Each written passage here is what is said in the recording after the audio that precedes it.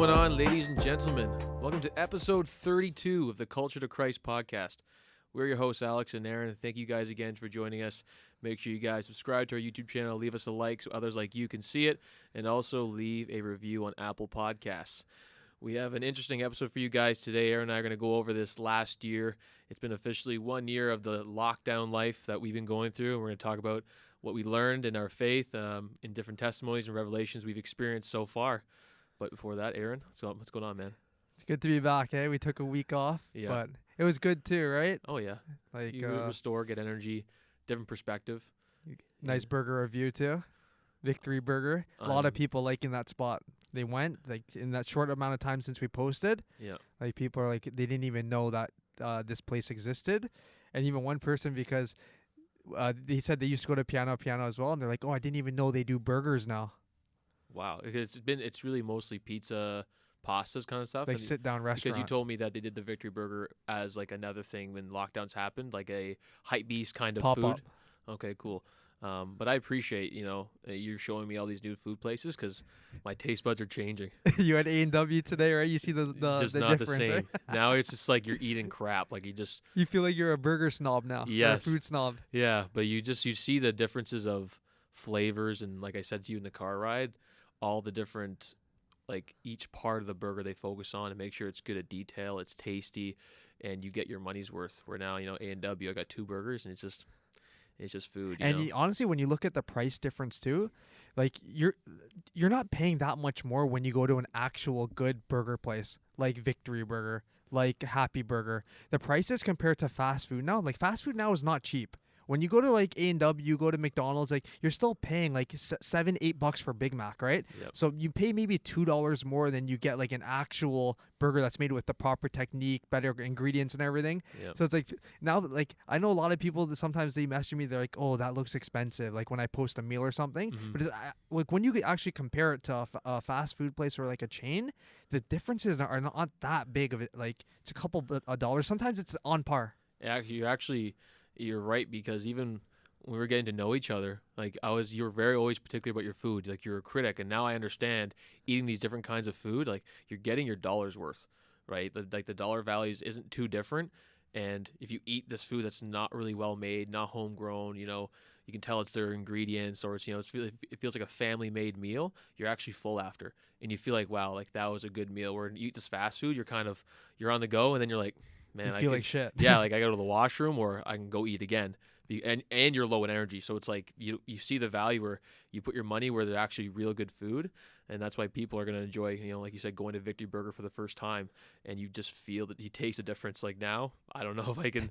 I'll probably eat less A&W for sure, and go to these different spots or do orders, right, like Uber Eats. So it's more like now you look at fast food as more of like a convenience thing, instead of like some people when they go to fast food, they're like, oh, I want to go there because it tastes good. But now when you've had a better thing, like I don't even look forward now to a fast food burger. It's like I'm just gonna save it for next time when I go downtown, or when I want to try a new spot. That's how like I used to. I think also depends on like where you are. Like let's say you're in a mall and you're hungry. Obviously you're gonna go to the food court, right? Yeah. But then now I look at like a lot of new places as like stuff that I want to go to and try for not just the show, but maybe to help them like get some promotion. Yeah. Right? Like you're actually using it for a purpose, right? And what are the places? How do you find out about spots and different spots that come up? Is there places that people can go check out? Well, yeah, so far right now, like Jimmy, shout out to Jimmy Pennock. Okay. Like he put me on the Happy Burger and then the Victory Burger. Yep. But yeah, usually the people just find out from like Instagram, or BlogTO. Okay, yeah. There's some sites that post that stuff. But besides that, I think like Food Network, they used to put shows on like the newest places. Yep. But now when COVID happened, it's like they're all delayed. They're showing reruns because they can't even film the same as before, right? And how are businesses? Are there other new restaurants coming up in? Because I know when we were walking even in Square One Mall, you were telling me all these new places popping up. Are there new, even because small businesses aren't doing good? Are there new spots coming from different countries into Canada now? Well, yeah, they just opened a Dave's Hot Chicken that's from LA. Okay. They opened that in Parkdale recently. So, yeah, I think slowly you're going to see more I guess international franchises. Like there's talks of like Shake Shack coming over here too. And Shake Shack is like, it's big in the States, and it's big, like they're in Europe now, they're in Asia. That burger, if that comes here, it's a wrap. Like Really? that's the best burger You can't give it for a 10 fast food, I'll say. for fast food. Yeah. Would you do a review on it? Would we do a review on it? Yeah, Is for it worthy sure. of it? Yeah, like that burger, if it comes to Toronto, that will be the best burger. Can They're so consistent because look, I've had it in New York, I've had it in LA, I've had it in Miami, had it in Japan. Every time it's unreal. Like that's just how much attention to detail, and like their suppliers, everything is on point. Wow. Like if you just go home and then on YouTube type in Shake Shack and just look at like how their burgers are, it's like on par with In-N-Out. That's the biggest debate. So people from New York, they're passionate about Shake Shack because it's from there. Okay. People in LA on the West Coast, they say In-N-Out's the best. So it's like that's like a big rivalry, right? Can you give it a 10? If you No, Is no- that- is nothing. Nothing's gonna get a 10. is that still a rookie score even if you give it a 10 because it's straight up? Has Portnoy ever given anything a 10? No. No? Yeah, I think he's give less than 10 like nines in his life. Less nines. So I got to go back, because I gave that pizza a 9.2. I don't know. Yeah, if I that can- was high. I don't know if I can go back on that because now I'm thinking about now like the square pizzas. You know, you said the square is even better. I was like, wow, what are we gonna do if we keep going to these pizza places? Like, I was like, this guy doesn't know how to give a score. It's like 9.3, 9.34. That's when Kevin Hart did the review with Portnoy. He gave it a 9, and then Portnoy's like, "Yo, it's way too high, man." And he's like, "Why?" He's like, "This is amazing." Yeah. He's like, "I've done 1,000 of these, and I've given less than 10 nines out." Yeah. And then Portnoy's like, "Yeah, but like I respect your score because that's like what you're used to." He's like, "Now you make me feel like shit. Like now you're like saying that I don't know how to eat." He's know. like, "I think it's a 9." Right? I know. He was getting all self-conscious. Yeah, because But that's what happens. Because I ate the pizza we had, and it's like one of the regular pizzas, and I'm like, man, this is really good, right? Because I just eat I even had pizza at home. Wait, was it Domino's? I was like, this Domino's sucks. Like everything sucks. And I'm like, I gotta stop hanging out with Aaron because everything now food is not gonna such a critic. Like if I eat healthy, that's okay. But when I'm eating all this fast food now, it's like you just feel like you're eating paper, like cardboard with it. And this pizza was so good. Like, and I like that style. I know you like the other style. What's it called again? It's the not Metropolitan. What's it called? Neapolitan. Neapolitan. Yeah. But I like the thicker, cheesy, heavy kind of stuff. So when I that's fork and knife pizza. yeah. What we had there, like What, that's from Naples.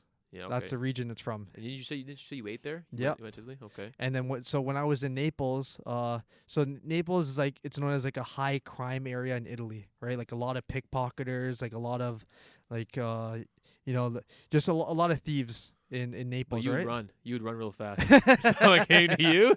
Hey, someone came for your gear. You're gone. Over there, I don't know because it's crazy. Like they're all on bikes too, right? Vespas to go around like, it's not a. But when we were there eating the pizza, I remember I was like, damn. I was like, yo, I hope it's not all like this. But then when we went to Rome, Okay. it was thin and crispy. And I was like, yo, this That's is your my style? yeah. Okay. And yeah, because I'm just it's pondering my mind now because I'm like, what are these other places Aaron's gonna bring me to?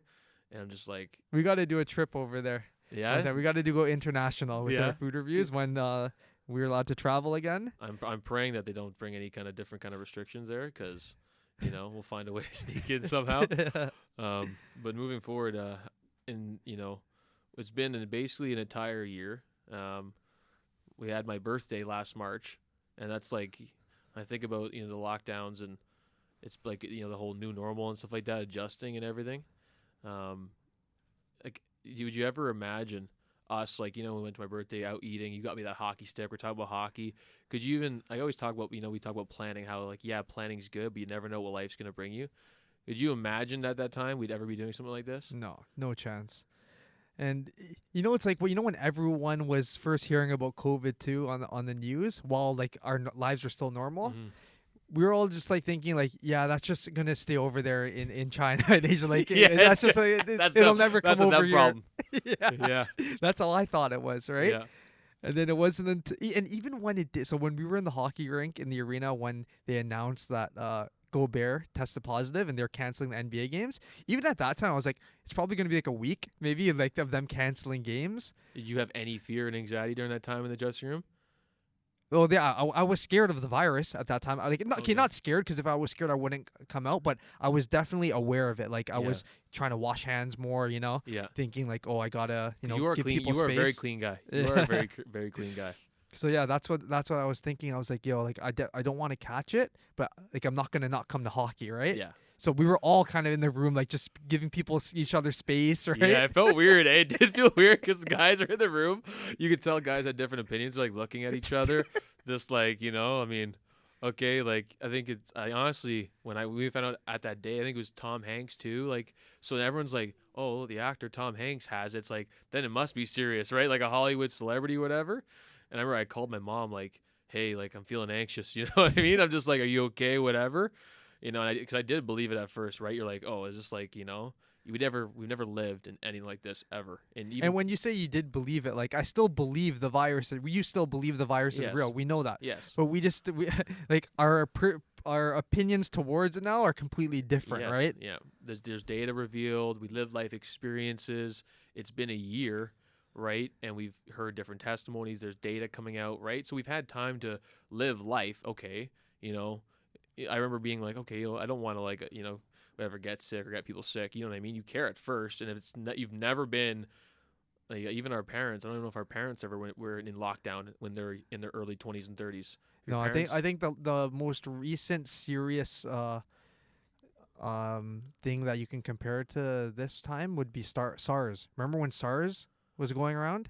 Yeah, I don't even think we did in lockdowns or anything. No, it wasn't. Yeah, it wasn't lockdowns, but people were scared. I remember I was scared too. This was like in, I was probably grade 8, maybe. Yeah, see, I didn't care because I was probably in grade 5, just chilling with as a kid, and I was just like, you were too young, yeah. Too young, and I'm like, was it mosquitoes? Is that what it was? Like they said that you get it from mosquitoes? I can't really remember. I don't know what the exact cows? Origin of it. Cows? No, that's mad cow disease. Oh, okay. Even that, I remember mad cow disease. Everyone's like, don't eat beef, don't like. And then McDonald's got affected by it too, because people thought that they can get it from. There's like rumors going around like, yo, it came from McDonald's beef. I can see that. I can see that being true. And then they got cheese because they had to. Man, they had a whole campaign that they had to tell people like, yo, our beef is fresh. Like, there's it's no okay. mad cow. Yeah.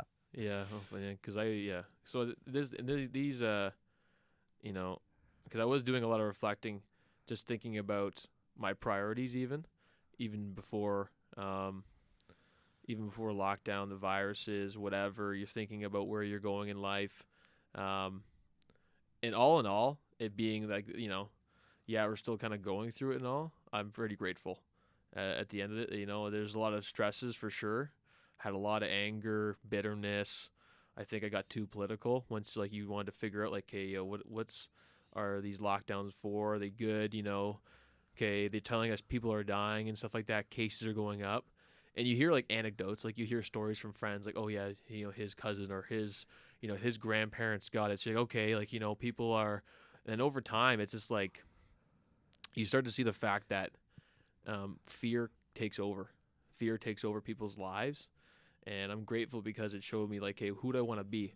Do I want to be living in like, just like, so afraid to do anything because of like just whatever now, right? Because you're going to offend this person, you're going to do this, all these different movements were happening in the States. So like all these different things are going around, and I didn't have my routine to like go let off the anger, go off the emotions. You and I play hockey, great place, you let off the steam and then you chill, right? Like right now we're going back into the rink, so you feel better, than saying like, you're at home all day and you have nowhere to like let out your energy, right? So I'm grateful because I got to really see that I had a lot of built up angst and stuff like that I had to work on, and I probably aged like 3 more years being in lockdown, you know what I mean? Just sitting with yourself, reflecting, and that I can really take on going forward. Because say like, knock on wood, another lockdown happens, I'll be able to do a lot better and manage myself than before. Because before I was and it will come again. Yeah. Like I'm very confident that there's going to be another lockdown. Mm-hmm. Right, and it's like, man, we've been experiencing this for over a year now since date. And it's like nothing has changed. Yeah, the conversation's the same. It's the same thing, Yeah, and that's the crazy and scary part to me, is that, like even a lot of the businesses, like what do you expect them to do now at this point? Yeah, their hands are already tied behind their back, right? It's like they have no support. and you just open them up for this brief amount of time, and you guys are gonna shut them back down again. Mm.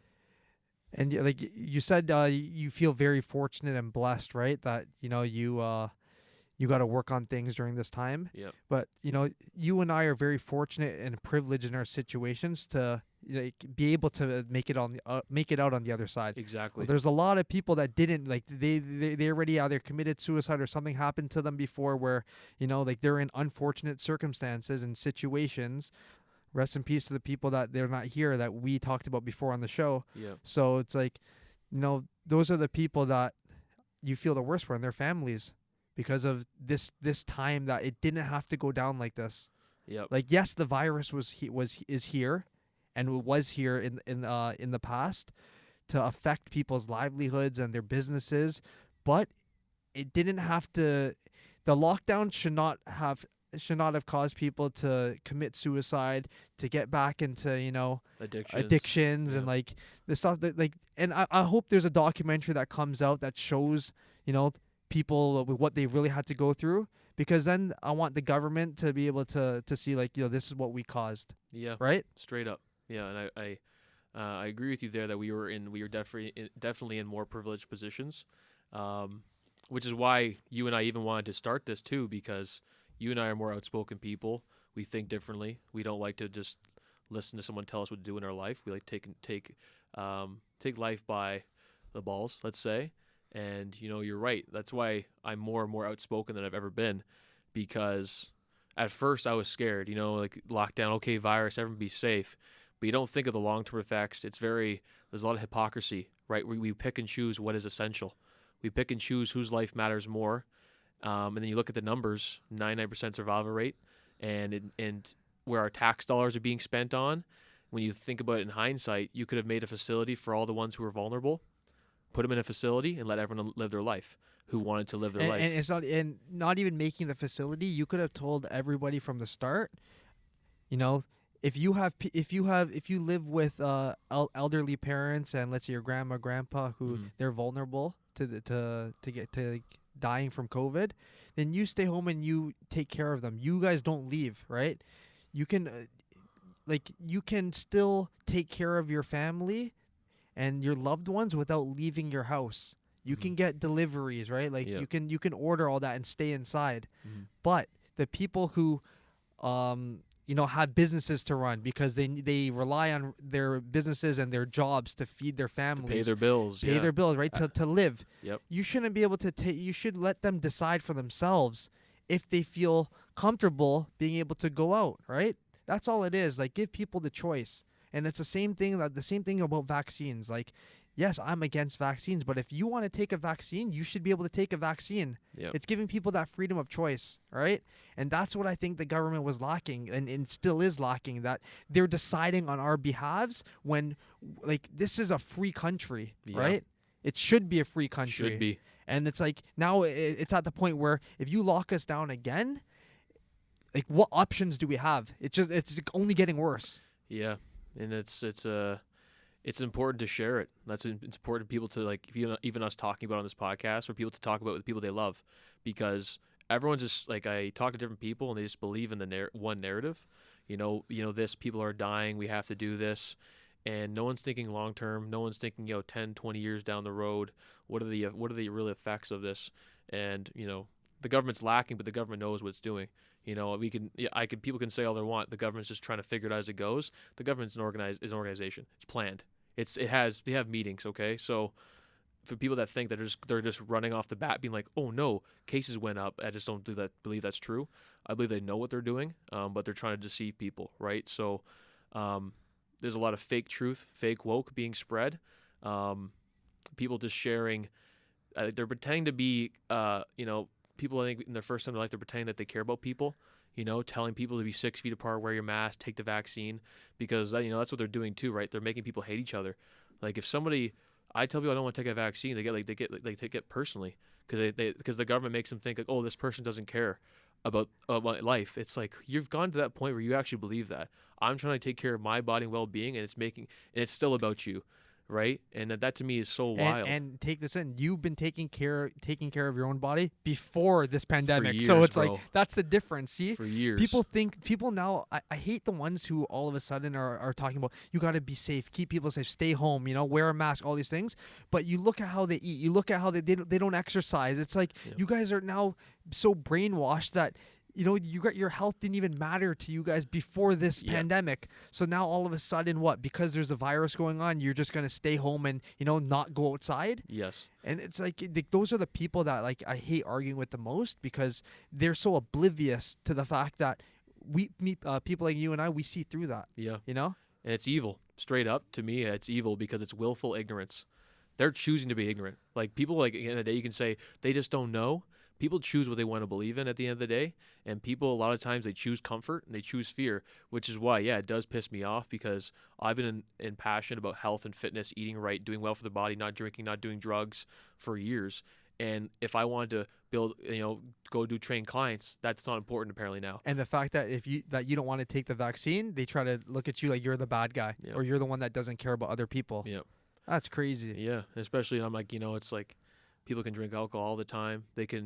Drunk driving happens all the time. People are being taken advantage of with alcohol. LCBO has been open the entire time.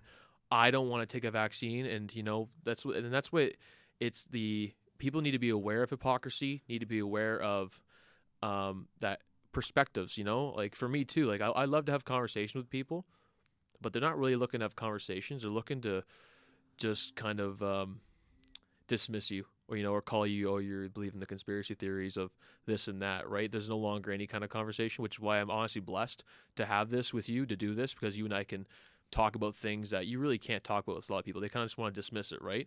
And it's tough because, even like say, the guy we play hockey with, he tells us what's going to happen later on. You can tell like he probably doesn't feel too comfortable talking about it because he knows what people think. They look at him crazy, yes. like, oh, here this guy goes again. Even though like this guy, he's been calling every lockdown, right? And like he's very passionate about people standing up for their rights, yes. right? Even like all these businesses, like let's say when the next lockdown happens, businesses better wake up and stand together and open together, because if you just succumb to the government again saying that you guys have to close, at some point we like people like me and you, we're gonna stop. We're not going to feel sorry for them anymore because, it takes balls like Adamson Barbecue, these people who, they're standing up. Courage, man. And if you don't have the balls by now to stand up for your business, you lose more power, man. And it's like, people aren't going to be sympathetic anymore, because at the end of the day, it's like you keep giving in. And if everyone just came together, every businesses just came together to open up, nothing's going to happen. We know that. Yep. There's not enough policemen out there. There's not enough tickets to go around if everyone just decided to open. Not enough space. And then I know either. There's going to be people thinking like, oh, that's so irresponsible. Listen, we're a year in. If you guys are happy with being like maybe another year goes by and we're still in the same spot, then, that's a sad reality. But I don't want to be in the same place that we are in right now a year from now. Yep. The country's lacking, I think, a lot of things I've even reflected on is we're lacking courageous men, men and women, but, we're men. So I want to speak about, being a man of God. We're lacking that in today's time. There's like, we're building a culture around cowards, like straight up cowards. And I can reflect and say that I was a coward for a long time. Like even in the beginning, you think about you function from a place of fear. You hear a virus and, you're worried about, dying and all these things. And, I'm like, yeah, okay, you know what? I'm humble myself. Okay, you know what? It's okay I responded like that. But you talk to more and more people, and it's been a year, and they're still saying the same thing it was when it first started. I'm like, have you not looked at any of the data? Have you not looked at like different opinions and different doctors coming out just to see? The government loves that though. The government loves those people who are sounding like robots. Like they're just repeating what the health minister and all these people are saying. Honestly. Because these health ministers and these politicians, they get introduced on CP24 and these news outlets that they're like superheroes, that they're athletes, that they're like superstar athletes. Like CP24 at 7, we have the top doctor. Then they show her sliding and they show Ford. It's like, what is this, the starting lineup for the Raptors or the Leafs? I know. And they love that because as soon as they announce that lockdowns are done, right? you'll never hear from these people again. Like their 15 minutes of fame are over. Yep. This is the most relevancy they've ever had in their lives. So they love it. Like that, it's their time to shine. Yeah. And you even said yourself, who decides who's a top doctor, right? You even said who decides. There's no schooling. Oh yeah, you're a top doctor. You're not a top doctor. Like it amazes me that these guys like listen to every doctor with different opinions. That's a good way to gain information to make a healthy decision, right? There should be a board of doctors, and not just one doctor making the decisions for everyone. Yes, and it's very scary if they all agree with each other. Because in life, no one agrees on every situation. We go back and forth, right? But like again, they're canceling discourse. They're canceling the ability to have a conversation and be like, oh, I don't agree with that. Let's try this kind of thing. Everyone's saying. You look at all the news stations. Every politician in every province, even in Canada, not in the United States, it's actually more divided. But in Canada, like they're all talking the same language. So I would be like, yo, are they just reading a script? But one of the doctors in Ontario, she actually got her, I think, license taken away because she started tweeting that she was against the lockdowns, that she was against like a lot of the things that the government was saying. So basically the board went against her and said, you're creating a lot of you're misleading people, and you're creating a lot of unnecessary conflict because you're telling people the things that we're advising them to do. You're telling people, oh, don't worry about wearing a mask. Lockdown shouldn't be done. So because she had a stance, right, that was opposite of what the top doctors are saying. Yep. They took away her license. Really? Yeah, and it's crazy because like you said, there's more than one doctor that could be the top doctor. Exactly. Like there's so many qualified people, and especially in Canada, like we're not in some third world country, right? Yep. That has no educational, no proper education system. So it's just like it's mind-boggling how the other side, when they're against what the government wants, they're treated as these guys are lunatic, like they're conspiracy theorists, or this doctor's gone crazy. Yep. And it's like, and that also happens for businesses that are against shutdowns too. They get treated as, you guys are irresponsible. And when the lies become truth, and truth becomes lies, you have chaos, and that's what's happening right now. So a doctor will provide, maybe it's their truth, perspective, their data, but in this time where it's like we said, we're talking about the cancel culture. It's done. Like imagine being a doctor, spending 10 years of your life in school, hundreds of thousands of dollars, and they just remove your license like that because you give an opposite opinion. That's getting scary, and that's why you're right about these small businesses needing to band together, because if you have all small businesses saying the same thing, doesn't seem crazy anymore because they're all together. If you only have a couple, people say, oh, Abs and Barbecue, that guy's nuts. That guy's crazy. How could he do that? Every other small business was listening. That guy's just off the rocks. But if every other small business does it with him, then you have majority, right? That's when things start to swing. That's why I've learned, I used to be, I used to even talk to my friend about this. Like, the truth, but you're just like, oh, too bad. There's no point in sharing it because people aren't going to change. That's not a good thing, because if you know the truth and someone just needs that one line of encouragement, it could start to change perspective, right? Because like you said, if everyone's just watching CTV and CBC, they become sheep. They just reiterate the same thing. So, there does need to be more of an encouraging message to people, that you can't be constantly living in the fear that this company's coming after you, this person's going to do this. Like, even for myself, you having God on our side, we know the real threats in this life. We know the real consequences to certain actions. And when people can step outside of just this earth and this realm, they can really see what is truly important. Going back into, before we entered that lockdown, whatever, how have you seen yourself change in your faith? When you reflect on, say, the lockdowns never happened, do you see there would be a difference? Do you see how God kind of worked in your life? I think if the lockdown never happened, I don't know if this podcast would have existed, right? Because I don't think that we would have, actually set out the time and like prepare and plan it and like actually take it serious. Because everyone's lives are so busy before COVID. Like everything was normal. Like everything was just rolling and functioning. Everyone's routine was set. Yep. So, like this was like one of the probably the best thing to happen for me during COVID, right? Like there's not much else to celebrate. I think everyone's like that too, right? Like it's a time of reflection, and for me, I would say the difference was my conversation with God became a lot stronger. Also because I had the injury, right? So the injury for me during COVID was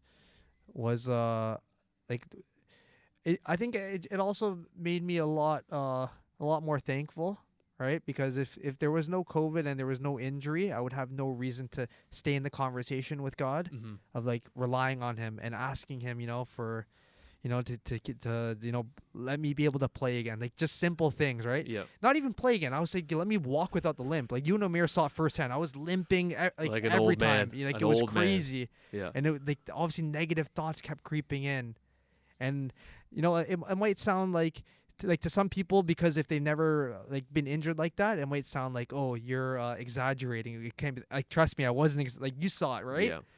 Even getting in and out of cars, being able to drive wasn't the same. Yeah. Pushing my seat all the way back. Yeah. These things you take for granted, right? Yeah, because life's rolling. Like you said, you're in routine, right? And then the lockdowns happened.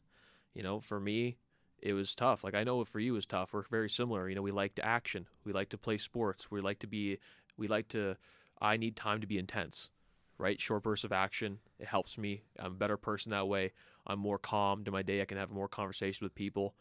So, but you're even talking about like the competitive aspect. My mind was just like, let me be able to walk again, where I can just walk properly. Yeah. Because I wasn't even thinking about hockey. Like after like this, like the second month or the first month, I was like, like I just want to be able to walk again. Wow. I'm not even thinking about hockey. I was praying for you because I'm like, I know how much hockey, when you're getting out of certain lifestyles, how much that helps you going to play shinny, just doing things is not going to lead you to astray. You know what I mean? And I was very grateful because you invited me to that skate up in Stouffville. You know what I'm saying? And like you got injured, and I'm like, this guy's hardly even walking. It's like I know he loves hockey so much. It's a passion. You grew up watching it. So I was just praying that God did some work, and I prayed that even God was able to like teach you, give some kind of wisdom. You know what I mean? That he can take forward. But yeah, I didn't even think of that. He just wants to walk. I was like, he must be. But that's that's how even God humbles, because you think like, oh, I took hockey away, but it's like, can I walk again? Can I go up the stairs? Can I, so. But that's why, like, and then when coming to these podcasts weekly during that time, it made them that much more like impactful, because I was like, like this is something that now that I have time to put into, right, and to help other people, and just to like start a dialogue with people who are just getting into faith, like wherever they are. I was like, this is something that like and people are messaging me too. It's like I was seeing like the impact, right? Yep. So that's why like COVID, I'm just sure everybody. Actually, I can't say everybody, but I hope that COVID during this time, and you still have more time to go, because there's going to be another lockdown that's coming. I don't want to sound negative, but we know what's going to come. Yeah. Where it's like there's always that time to work on something new, right? It's like, because even you were telling me you when it happened, because we were working on a relationship with God. We were talking about it. I think we already started the podcast before you got injured. Then you looked at what God was teaching you. You know what I mean? You didn't look at like, I can't believe this, or why did God do this to my knee? You're looking at, okay, God, like he's trying to, maybe he's humbling me, teaching me. He knows he wants me to spread a message. He needs me more focused on this, not playing hockey, doing other things. I can't move, right? So yeah, you're right. And I did. Yeah. You were telling me that. I was spending way more time like in my faith, reading or watching videos. Yep. Because I was like, this is my time now to, also not just reflect on my own life at that time, but learn something new that I can bring to the podcast. Because I think that a lot of my own personal stories of, the gambling and like just any like doing what typical guys do, right? Oh yeah. Of just like, just living in sin. I was like, now like that story can help other people, and now I can also listen to other testimonies and try to see where they're coming from their perspective, because like everyone has different stories, right? Yep. But how do we relate those stories and our struggles to what God wants us, to how Jesus lived? Yep. And that was the biggest thing for me, because a lot of times I felt like that disconnect. I was like, oh, how can I actually walk as a Christian, right, the right way when I have so much baggage, or like when I know so much, right? Yeah. And it's like that's when you really have to, read the stories of how Jesus lived to understand like this is how like God wants us all to live. Exactly. Not just Jesus. Like that's, you get what I'm trying to say? Yeah. Like there's a correlation there. Yes, exactly. And that's the hardest thing. That is the final, I believe, step for all Christians that come to the realization, because it's not like you said like we said earlier, like you can't just, okay, let me pick up the Bible and start reading it. It never, because it won't hit. You'll read it and be like, I'm confused. Is that real? Is it just a myth? Is it like a good story? I don't really understand. It's very disconnected, right? You're just like, it takes really, prayer first, or like reflection first. Who are my friends? What do I do for a living? Where am I going? What's my purpose? Because you can just go, oh, I want to, or I want to know God, or I want to go to heaven, and just pick up the Bible. It's not life. It's not gonna hit the same. Like for me, I only started reading the Bible consistently when the podcast started, because I'm like, I didn't want to lead people astray. I didn't want to, sound like an idiot or like just misinterpret things for my own character. So I was like, I want to read more. But because I already believed in God before the podcast, was working on it, praying, looking at my life, how am I as a friend? God started changing me through the Holy Spirit, changing me. And then I started reading I'm like, oh, okay, that makes more sense, right? Because there is that disconnect first, and that's what you need, the faith. You need to believe first. You need to be like, okay, I believe in God. First believe in God, and then you'll get to know Jesus. Because if you just think, oh, Jesus, it can be very like a fake friend you make in your head, or like a mythos, right? Like, but when you start to really be like, hey, like actually I want to change, as a person, like I would like to change because I don't like my fruits. I'm negative. I'm always depressed. I'm indulging in things I don't really want to, and like I feel convicted about it. That's when the real work starts to begin, and it's a journey. Like it's that faith process. You start to really see, okay, this is how God wants me to live. Because like you said, when you live in like you're sinning, and you're constantly feeling like you're just never gonna, it's not the right time. You feel like there's no foundation. Yeah. Like that's the thing about COVID, especially during this time. It showed a lot of people that you remove all the superficial things of your routine. So like the going out, the dinners, the traveling, all that. You remove all of that, and then you show yourself you ask yourself who you really are, right? If all those things are gone, now who are you? Now let's see what are your temptations, right? What are your the sins that you need to function. Yep. Right? That's when you really get to know yourself, right? Mm-hmm. And like when I was I'd say, so when March happened, I'd say the first month I was like, yo, this is not that bad. Like, okay, like whatever. It's like this, we'll probably have a month of this, and then we'll go back a little break, and then we'll go back to our normal lives. Yeah. And then when it started to extend, that's when like the struggles start creeping in, right? Yeah. And like that's why I was lucky because so when I got injured, right, and then when you can't walk, you can't move around, right? You realize that it's you and God. It's you and God right now. Yep. That's how I felt. Mm-hmm. It's like I didn't have like the usual routines or like the other people I can go out with to relieve stress, go talk, or have a meal. To do anything like that. So, and that's why like I hate talking. Well, it's good to talk about my own personal struggles like that, but I don't want to make it seem that I'm forgetting about other people who don't have like some of the privileges that I do myself. Yeah. Because there's other people who like they have like COVID actually like fucked their life, Yeah. Took away their job, and then what did they have to do? Maybe turn to do like other illegal things to provide for themselves or their family, right? Yeah. So every circumstance is so different, but like I feel for those people because like I can say that I learned so much, I got closer to God and this that, but I know other people, they didn't get that opportunity because maybe no one shared God with them, or they don't even know God themselves. Yeah. So they're trapped in this lifestyle that it doesn't feed when everything's taken away.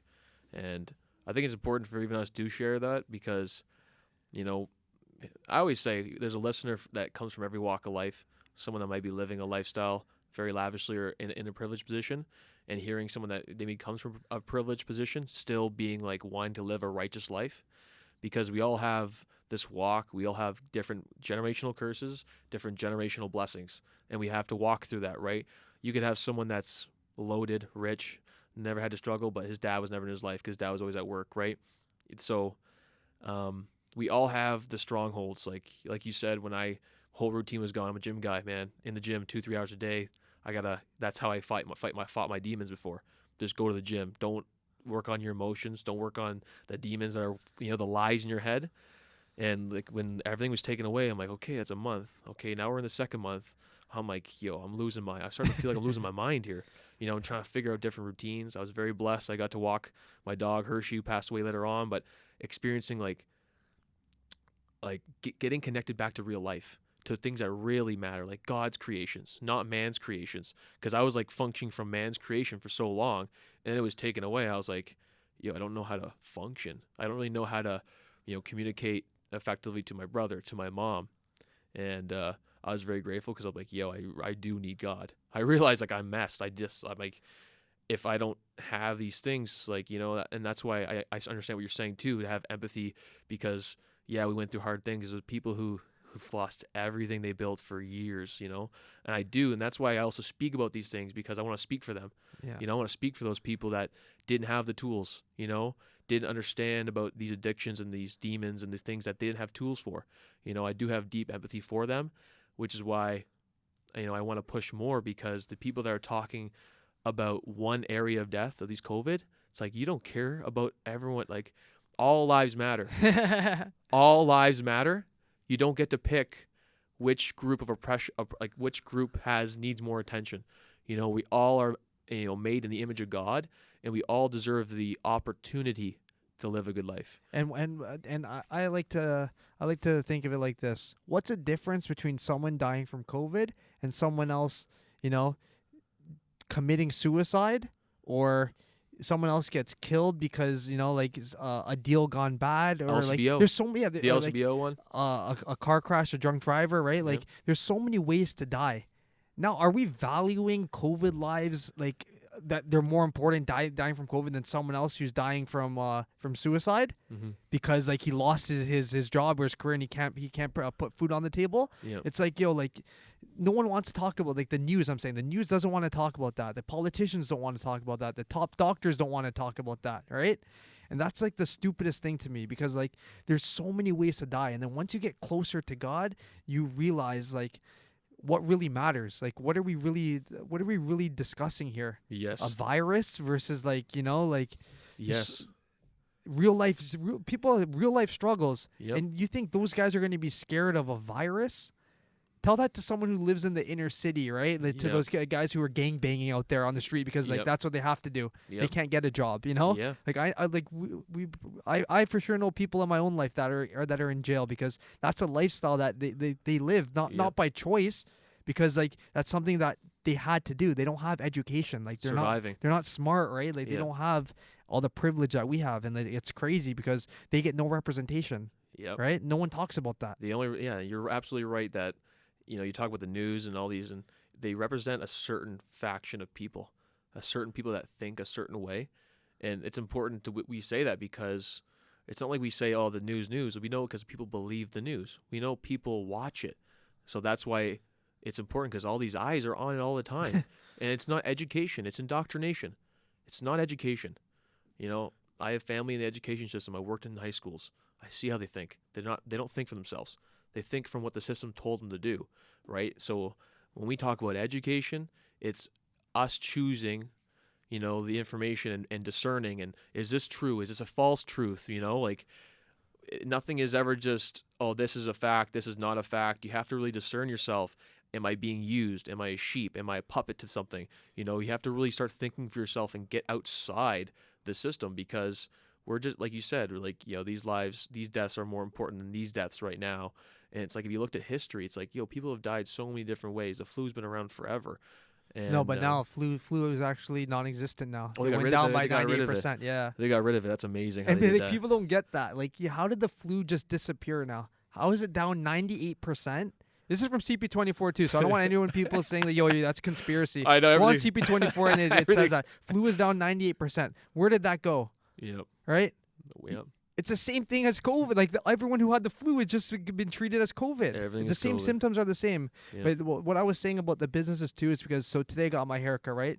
My boy who's barber, I can't even shout him out right now Oh, you because it's can't? illegal, right? Oh, my Like goodness. getting cut in The his shop. haircut looks good though.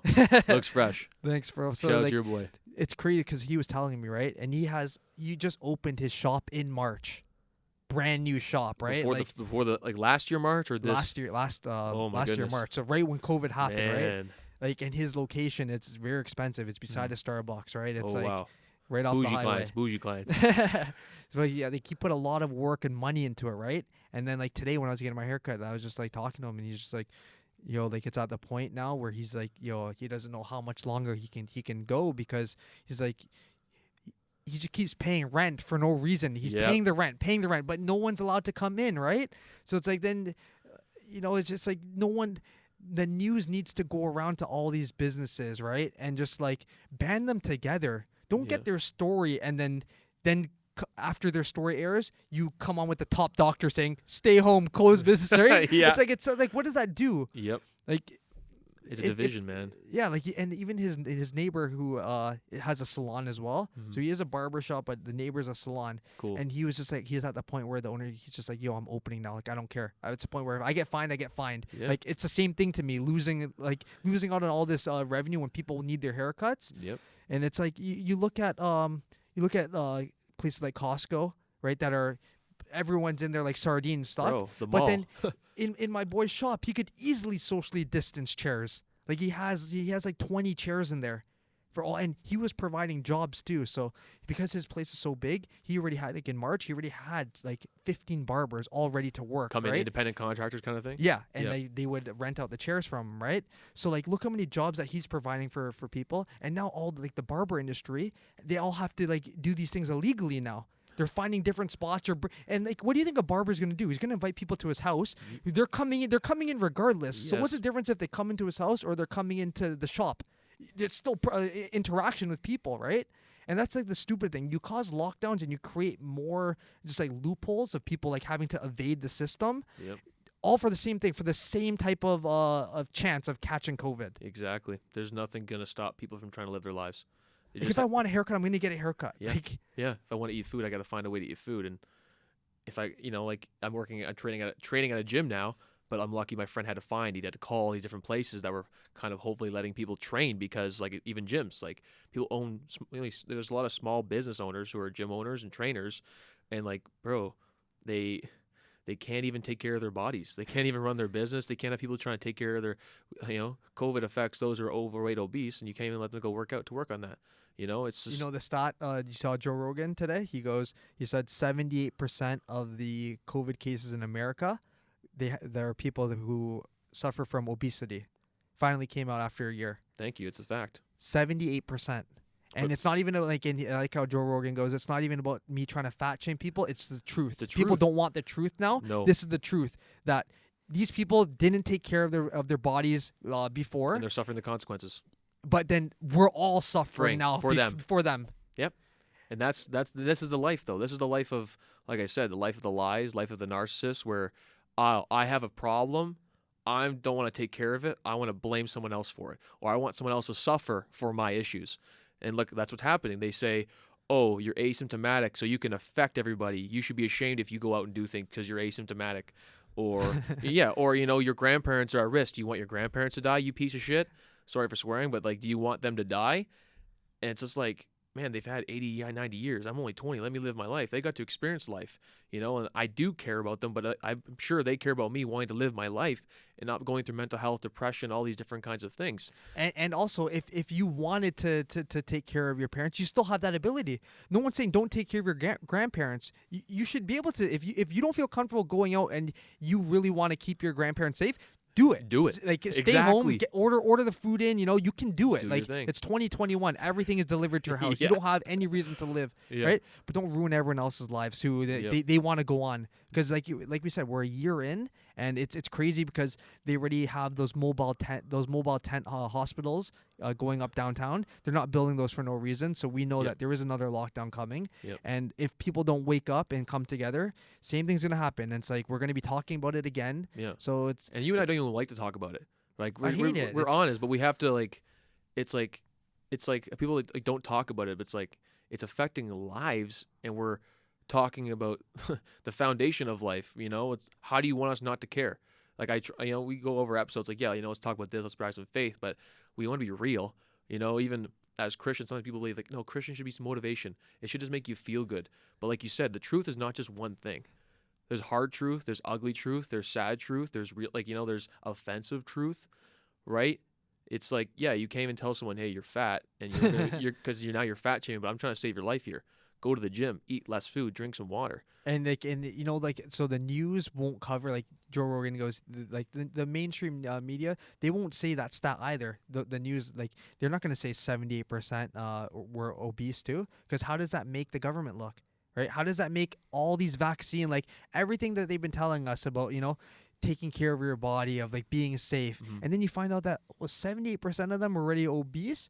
And then people put two and two together and like, it's not even the virus that's a problem. It's the eating, that's the lack of exercise. It's all these other factors that everyone's ignoring, right? Yep. And that, like, it's crazy because now you can't even give people your real opinion because you don't want them to judge you. Even though I don't care, I'm gonna say it like we say it like how it is. You don't take care of your body, you're gonna be more susceptible to catching disease. That's a fact, right? It's nothing to do with me like saying someone like, yo, you're out of shape. Yeah, it's they know that science. for themselves. Yep. And I know the people who are obese too, they know it deep down too. Whether they say it or not, that's irrelevant, right? Exactly. But ask them if it was your parents' business, like the people who are in the hospital, and you get to decide should they be open or closed while you're with a ventilator, I guarantee you all of them, 99.9% of them will say let them open. Yep. Because they understand that, you know, like their situation shouldn't affect their family's ability to provide and like to keep life going, right? Like that's what it's about. Yep. And there's a lot of people who they like the lockdowns because they like seeing other people depressed. There's a big community like that. Yeah. Who they love the lockdowns. They'll be advocates for it because they don't want to see other people succeed, doing well, like Amen, you know, bro. in shape. Amen. Then those are the people that you have to be scared of. Yes.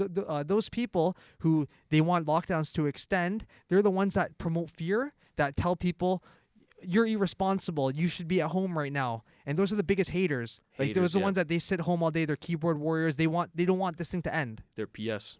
Man.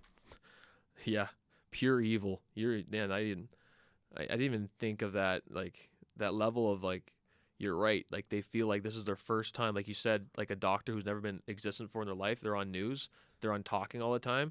They've probably always felt maybe like they don't, you know, there's a lot of losers in this world. I've realized that's why I'm also grateful for these lockdowns. It showed me who, like they're losers, you know, straight up, like loser mentality, victim mentality, narcissist, like they go through a hard time, they blame somebody else. They never really take a look at their inside and like, who am I as a person?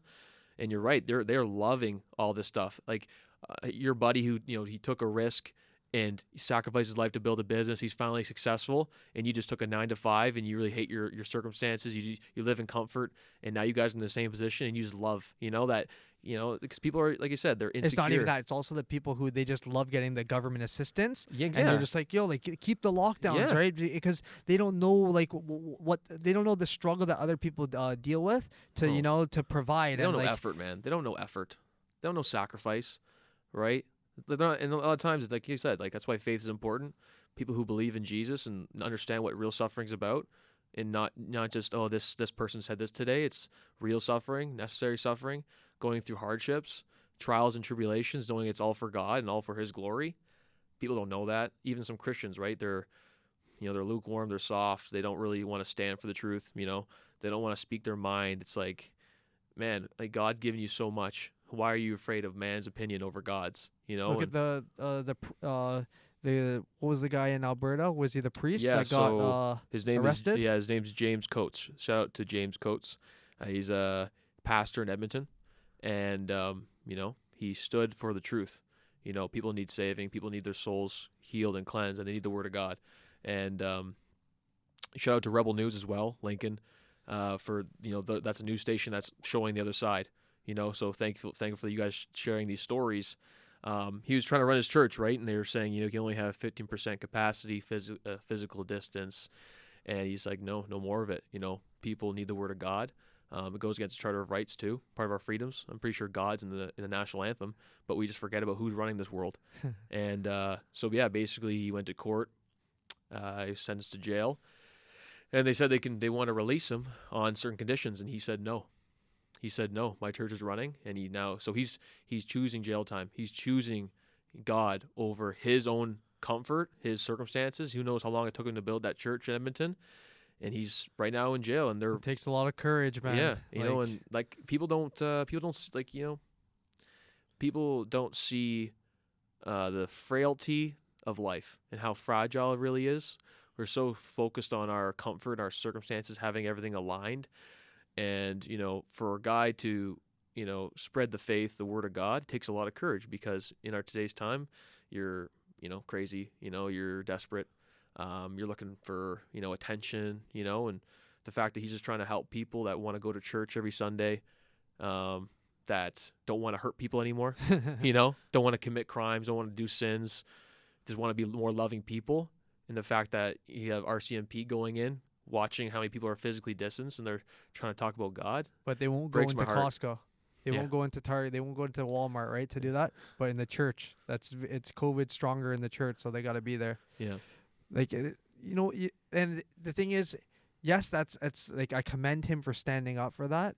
But when it's only a handful of people, they get made an example of, right? Like they're going to make an example of him because they don't want anyone else to try to do what he's trying to do, right? Same thing with Adamson Barbecue. He still has people patrolling his restaurant every day, right? That's why it doesn't work when only a handful of people. You got to do it in numbers. Yes. It's always strength in numbers, right? Like that's when you see, like if every church pastor said, everyone open on this day, nothing is going to happen to you guys. Like literally there's not enough. That's the thing. They have so much fear built up in these people where like they think that, if we try to do this, like we're gonna be fine. Like we won't be able to survive, right? Yep. Even though we know that's not the case. So like that's faith. If I had a storefront, I'd be open. I know you'd be buzzing. Like if I had a restaurant, I'd be open. You buzzing. You'd get all the boys. You get all your buddies too. Small businesses. You'd find a way to get everyone open. I'd be like what Adamson Barbecue is doing, because what do you have to lose at this point? It's faith over fear, man. Having faith in it's like you said, like Adamson Barbecue is showing a lot of times too that it's all bullying tactics. He's showing that even the court date's not even real. They called the number, and it's like this number does not exist because they can't do these things. It goes against actually the fundamentals of the Charter of Rights and laws that are set in place. And if we keep allowing it, they can change those laws. And they can slowly change. It's an order. It's not a law. All these things are orders. Mm-hmm. Orders don't hold up in court. Exactly. That's what people are forgetting. So. And that's why if you guys are listening, ladies and guys are listening, you're Christians, I think we need to be leaders. I really do believe that. We can't be we follow Christ, but hey, we have the truth. We have God protecting us. We believe our time could be whatever. We have to be bold and courageous and maybe take the tax, take the fines, whatever it is. Go out there and actually make maybe a sacrifice that doesn't maybe make yourself feel good, doesn't line your pocket, doesn't, make people like you. We need more of that. I truly believe it because, like you said, if we keep allowing it, people keep saying, okay, they'll just keep taking more rights away, more businesses away, right? Eventually, one world payment system, everyone gets paid the same way. And you just see the whole Amazon thing. Amazon's rolling out a whole thing. You pay with your handprint. I saw their plant in Brampton got shut down today. Their plant in Brampton is a huge. They had 600 cases there, or whatever. But so yeah, they shut them down, and it was a distribution center. But now Amazon's fighting back. They're their executives are saying yo, you guys have no right to shut down our business. I bet you they'll be opened. I bet you yeah, that's why it's gonna be. And the people are saying that they're like, we'll see the difference now if versus Amazon standing up for their place versus a small business, right? Because the pockets are a lot deeper on Amazon's side. I bet you. I bet you they open up. It might be a week or something. Amazon's too powerful, too much. Jeff Bezos is not there anymore, but it'll be someone else. But yeah, I just think it transgresses when you let people who live in lies and just push you around and bully you, people will treat you the way you let them treat you, right? You don't stand up, they just think they can keep doing it, keep poking and I said, you got to be a bear, keep poking the bear, he's going to snap. And I'm a very empathetic, loving person. I don't like to get angry, don't like to snap, but it gets to a point where you're bullying and you're doing evil. Like you got to speak up, you got to say something. And so listen, like I'm already calling it now. Like this is how people think. So, how now they loosen some restrictions. Like people can go to stores now, right? For this time, they're doing that now. So people can't say we've been locked for so long. Now they can say we opened back up, and cases, because now if you go on CB24, cases stay were like 1,300, like the highest they've been in a long time. So they're saying like, oh, it's like, look, we opened back up now, and the numbers are going guys. back. We tried, guys. They had to do that. We care. They threw us a bone by saying, here, look, we did for 2-3 weeks, right? But we have to go back into lockdown now because the numbers keep going up. But people don't see it that way. Like the majority of people will they just play into the narrative. They're so oblivious that they're like, yeah, see, you guys are so irresponsible. They opened up and everyone started going out again, and then you guys caused the numbers to go back up. All you have to do is read like 6 Buzz comments, and you can see like the people who are like, look what you guys caused. You guys weren't social distancing, or you guys were abusing it. Like, it's so stupid that these people exist. Yep. Amen, man. And that's the power, we have foresight. God, like, that's why the power for me is, God gives you revelations. You can just see things happening. You connect the dots, and you're like, wow, this is gonna happen. It's already happened last year. This is what they played us like. Like, that's what a great thing too is, like you and I, we learn something, we see how things go, and we know, this is what they're doing. Because it was the first time in March last year, we're like, okay, going with the flow. Like, is this killing a lot of people? Are people dying on the streets? You don't know, like zombies. Is this, I Am Legend, Will Smith kind of stuff? You don't know. And then once you learn, like, oh, okay, this is just a planned thing. You just hear the same rhetoric, the same language. It doesn't change. So the governor of Texas too, he said that they basically no mask mandate anymore. So he's like, I suggest you guys to wear a mask, but I'm no longer gonna say that it's a law to wear a mask. People can decide for themselves. I don't want to be the one telling people you have to wear a mask, right? Good. And the CIA guy who was on Rogan, he goes, as soon as he landed in Texas, the stewardess on this flight was like, oh, good luck here, because masks aren't mandatory anymore. And he's just like this girl's so stupid. Yes, saying that, like, you think I'm gonna be like, oh yeah, like now I'm gonna be shaking in my boots, right? It's just like, it's ridiculous. These are the people that they've already sipped the Kool-Aid, where she's like scared, like, oh, good luck, because now there's no masks allowed here. You're probably gonna catch it, right? Catch the COVID. And Joe Rogan goes, a lot of people still wear masks here, but you give people that choice. Exactly. Where he's just like, that's all it should be. Freedom of choice, not the freedom of outcome. You're right, man. And like, it's just sad. But I'm glad, because I think in life there's a lot of confusion, a lot of uncertainties, and it really just shows that a lot of people are stupid. It's just a reality. You're stupid. If you really think that this is going on for all this time, it's the same narrative. You don't like to think. You don't like to take responsibility for your life. For our listeners, what would be something that's, ending off this episode, what would be something you'd want to leave them with, that maybe, they're on their process of maybe now getting into the faith. Maybe they're starting to see that, holy cow, am I being tricked by people I trust, like the government?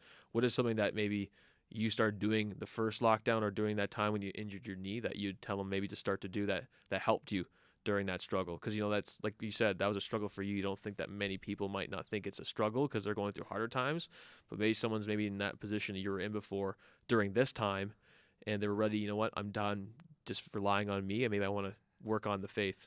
What would you say that, like, just one simple tip? Prayer is powerful. Like, prayer works. And if you never prayed before, that's why it sounds crazy to you, or it sounds like, yeah, right, like those are just empty hopes, right? And I was that person before, right? Like, people don't know that when you're a gambling addict, right, that you do anything to get that next win, right? Like, you literally would do anything for it, right? Yep. You start flipping coins, you start, do all these superstitions, right? And that mentality can be applied to people who, even, like, let's say they don't gamble, but they're looking to do something in their life, right? So, like, they'll literally do anything to become quote unquote successful, or to get on clout, and they start chasing all these things. And it's the same thing, like, for any addict, because once your mind is programmed in like I'd say in a culture mindset, right? Like that's where we're trying to get people out of the culture mindset, where it's like you're just a robot and you're just you consume. You're stuck in the system. You're in that rat race of life, right? Of just like doing what everyone else is, listening to the same music as everyone else, dressing the same, right? Once you're programmed in that mindset, the only way to get out of it is either through a difficult circumstance that hits you that you weren't expecting, right? Yeah. Someone else showing you a better way to live, right? That's why mentors are very important. Yeah. Or I would say hitting rock bottom, right? For some people. Yeah. Of like, you're just like, I just want to end it because I have nothing else to offer other people and even offer myself in this lifetime, right? So I would say that without like you need to start praying, right? And just letting God work through you slowly. There's no race, right? There's no rush. Like that's one thing about COVID this time. Like, look, we're still in the same place. March, a year later, we're still in the same. Life is the exact same. It's still lockdowns. It's still the same bullshit. Yep. So there's no race to come to like to have to come to God and to feel like, oh, I need to get here before like something bad happens. Like, take your time with it, right? We're not telling anybody that you got to be a hardcore Christian overnight or else your life is fucked. Like, no, we're not those guys, it never right? happens, but it never will happen. Just slowly have that conversation with God, and like, he's going to work in your life the way that he wants your life to operate. And if you allow him to work. Amen. So that's what I can offer people. Just like slow grind. Powerful, man. Powerful. And for you listeners, Aaron and I have been at dark places, and if you're at a dark place right now and you feel like giving up, just know that message us too. I want to say that. Message us. Like, don't feel you're alone. Like, what was it? Like last week, I had a guy message me. I'm not gonna say his name, but he was like, I just lost 15,000 gambling, and he's like, he said he wanted to take a loan out. He's like, do you have any advice for me? Because I listened to your story and I want to quit, but I literally can't. Yeah. Like I need to get the money back and everything. And I told him, I said, one thing I want you to know is, you can go take that loan out, right? But you think you're going to stop after you hit your next bet. You're not. I said, I just want you to know that. Right? Because he's like, I just need one more hit. And after I get that money back, I'm going to stop. Just right? One more time. He's like, do you have any advice for me there? And I was like, I'm telling you, I'm straight up with you. You're not going to stop. Because I thought I would stop too. You're only lying to yourself, right? Yes. But my point of telling that story is, that's a conversation now he's in my inbox, and whenever he feels something, he can message me now. Exactly. So like, if whatever you're dealing with, message us and we're gonna talk, right? Like that's what this is about. Yeah. I had a message from a guy, and he said he was just grateful that I replied. He's like, usually some guys just don't even reply. I was like, man, like that's the point. Like I'm gonna reply. Like if you want to get help and get better and not live in this torment that this culture promotes, and it just gives you stress and anxiety, you don't gotta chase it. And, people might be, the reason you're suffering is because you're relying on yourself all the time. It's just you in this world, but it's not. There's a protector, there's a guide, there's someone that created you, that loves you, and has the answers for you in your life that will provide you blessings that you can't win in the gambling. They can just give you tenfold. And you know what I told him too? And I said, if you do get that 15,000, I said, here's some advice that I'm going to give you. Put that 15,000 to Score Media gaming stock. So the Score app, right? They're gonna be. Are they building? They're building. Is that the one? The facility they're building? No. So the Score app, right? Okay. What everyone uses on their phone. Yeah. They are gonna be the first legalized online gaming platform in Canada. Like they're so close to it, right? Oh wow. So like I told them, and at that time when I told him, it was at like $26, and now it's at 32 right now, right? Oh wow. But like Portnoy bought into it, like everyone's getting in because they have the numbers. It's a large, like that app, you're going to be able to place bets on it soon, right? That's so a genius move. Huge. That's a smart move. So I told him, I said, like that is something that a long-term investment, and you understand it, because I said, as a bettor, as one bettor talking to another one, go bet it, like put your money on the app, right? Where that there's so many people that's going to be using it. Slowly take your mind out of like the games, the quick chasing, and get to a long term. That's a smart move, man. I might have to get into that. You should. Like that's smart. I did a big investment into that because I know for a fact that you see what Portnoy's doing with Barstool. He's in almost so many states he's already in with the Barstool network because he has so many followers. And every state that he's set up shop in, they're killing it. Like Penn Gaming, the people that bought Barstool, their stock is like it took off like crazy because of the gambling, right? Okay, sportsbook. He started his own sports book in all these different states. So once he takes over that, right, and he decides we're gonna go to Canada, because that's why he invested in Score. Wow, it's just gonna tenfold. It is, man. Like, thank you. I didn't even know about that. Yeah. Well, that's gonna Score me. So everyone who's listening right now, that's the thing. Score Media gaming stock. Like, look at that. And that's so because the Score app, for those who don't know, it's just like all the sports, hockey, Canadian. The Score used to be Channel 53 or something in Canada. It was honestly, I loved it because highlights 24/7. They didn't do too much talking, but they are ahead of the game on social media. They're good on that. They're quick. They're fast. And that's a really good move because so many guys are in fantasy sports, checking stats, seeing what guys are doing, and if you can it's the fastest growing industry. $1 billion, like I think it's almost at $1 trillion industry now. Like illegal sports gambling. So imagine when it goes legal. Wow. And it's already legal in so many states. So it's only a matter of time for Canada adopts it because you know how much money the government's going to profit off it? Yep. We've seen them when they legalize weed. Right? How they much take money? it all, man. Take it all. So sports gambling is like the next thing for them to get their hands on. And that's a powerful thing too because people think, like you're with God, but you're talking about all these things. Like God gives you discernment, and even when I invest in places, I trust God when I do things. I never make it. If I feel like anxious or stressed out, I don't do it because I'm like, yo, that's just me now. I actually pray and like, yo, is this a good area? Like I'm actually asking God, is this a good seed to plant? Think of it as planting a seed, not like, yo, this is my everything. Don't be doing that where you're just chasing on, I'm going to get everything this. It's like, yo, I'm planting a seed. Let's see what God does and move on to something else. Don't worship that. Don't be like, no, I'm just planting a seed. I like the industry. I have interest in it, right? It's okay to like things, right? So I have interest in it. I'll plant the seed here. I'll pray about it, see what happens. Let me go plant a seed somewhere else. You know what I mean? So we got to start thinking like that because there's a lot of Christians too who sometimes they just have a negative mindset around money. They think poor all the time. They just want to stay poor because they think like, no, I shouldn't have things. I shouldn't be making money. It's like, no. These are seeds to plant. You can, if you make money, you can help more people. You can invest in other things, right? It's all of it's what you're, and it's like the whole money thing too with Christians. It's like it's what you said. You don't worship it. That's what God doesn't want. God never said for you not to be successful or not to start a business or anything. He said you just can't worship that lifestyle, right? Amen. Like once you start doing things for the wrong reasons, that's where the envy, the jealousy, greed, all that comes in, right? Exactly. But that's we should do an episode on that too. That'd be just good. Call it money. Just talk about money and business because there's probably people that are fighting that battle. Yeah, honestly. Thank you guys so much for listening today. I'm going to end with the verse of the day. This comes from Acts. Acts is basically after when Jesus dies.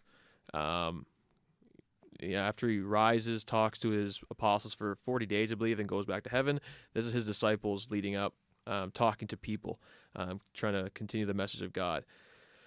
So Peter, one of his disciples, and he really led the faith for a long time, he says, "We must obey God rather than men. The God of our fathers raised Jesus, whom you killed by hanging him on a tree. God exalted him at his right hand as leader and savior, to give repentance to Israel," meaning us, to his people, "and forgiveness of sins." So Jesus brought repentance and gave forgiveness of our sins. So don't be living in you're a bad person, you're wretched, you're constantly living in sin, there's no redemption. Jesus paid for that so you can have love, have joy. You can move on and try to be a kind, loving person to everyone because Jesus loved you. For God so loved the world, he gave his only son. So he gave repentance and forgiveness of sins. And we are witnesses to these things, and so is the Holy Spirit, whom God has given to those who obey him. Talk soon, guys. Amen.